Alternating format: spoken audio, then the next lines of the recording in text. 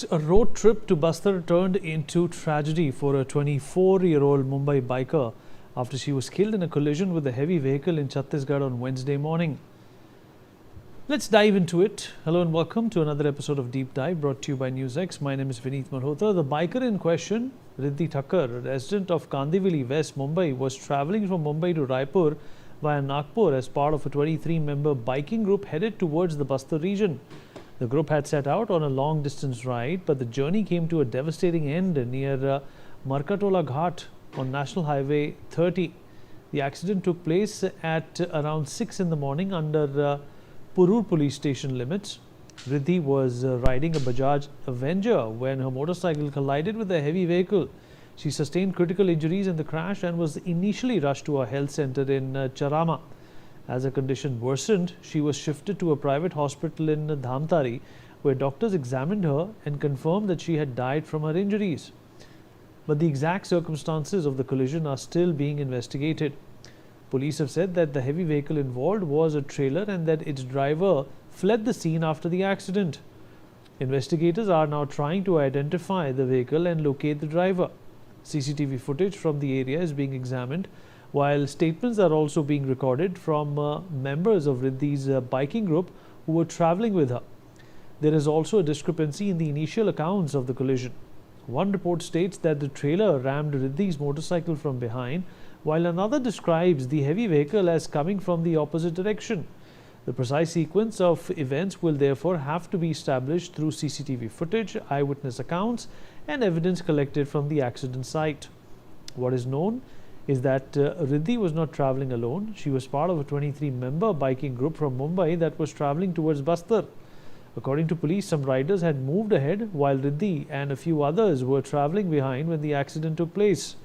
For those who knew her online, Riddhi was much more than the victim of a road accident.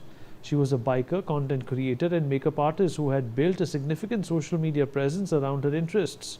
On Instagram, where she posted under the handle Gear Glimpse 54, she had more than 18,000 followers. Her page featured her motorcycle riding experiences, photographs and videos from the road. She also maintained a YouTube presence where she described herself as a passionate biker who was craving her own path in a world where the throttle doesn't care about gender. That description offers a glimpse into what motorcycling means or meant to Riddhi. It was not simply a hobby, it was part of the identity she had built for herself. And remarkably, she remained active on social media right up until the journey that ended in tragedy. She shared an Instagram post just hours before her death. Her death has now put the spotlight not only on her story but also on the dangers faced by bikers on highways shared with heavy commercial vehicles. For a motorcycle rider, a collision with a large trailer can be catastrophic because the rider has almost no physical protection against the weight and force of a heavy vehicle.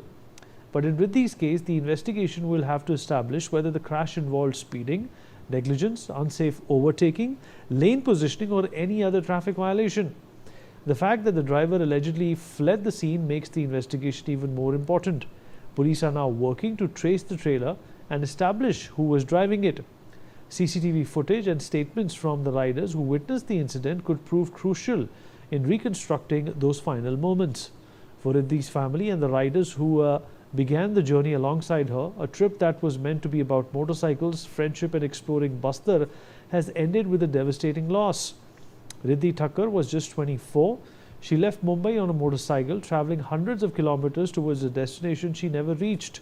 And now, as investigators work to piece together what happened at Markatola Ghat, the central question remains: who was behind the wheel of the heavy vehicle that collided with her motorcycle, and exactly what happened in those few seconds before the crash? Mr. Anurag Kushreshtra, road safety expert, is with us on the program. Anurag, appreciate you being here with us. Well, one of the many accidents that happen on Indian roads on a daily basis.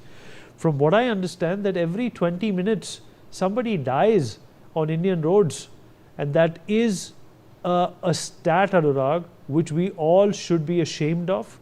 We should be embarrassed of. The roads itself are there, but unless you have the sense to ride or drive on them, they mean nothing. They are death traps. Yes, exactly. We are number one in case of road accidents throughout the world. And interestingly, this the figures for the two-wheeler riders' death stop us. And second thing, in Parliament, we have listened number of times from our Honorable Mr. Gadkari, he is unable to stop accidents. No doubt, he is basically apologizing in Parliament on behalf of we all, because we are having the different type of mindset because no enforcement is there anywhere. In Delhi also, you can see 99.9% girls or ladies are wearing topi type of helmet. This is substandard helmet, which is against the law. But still, it is unenforceable in Delhi itself.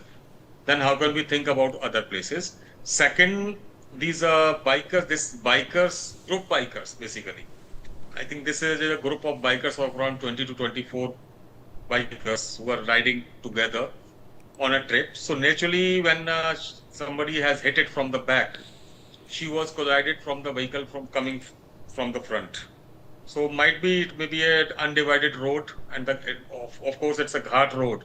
So there's no divider in between. So in that case, because generally whenever biker groups are moving on the roads, they are in two lanes, communicating with each other and moving forward. So I think bikers must have some security or the precautions during their with such type of visit. They should drive at one side, at least on the shoulder area, not on the mid of the roads. Because investigation is maybe going on, because I don't think in India there's any type of investigation for accidents. In India, it's possible because police is generally in case of accident investigation, it happens just after half an hour of the accident. But in India, we are investigating after 4 hours, 10 hours, next day, next day, and it is happening or not, nobody knows. And on behalf of that, we are just blaming the big vehicles for every accident.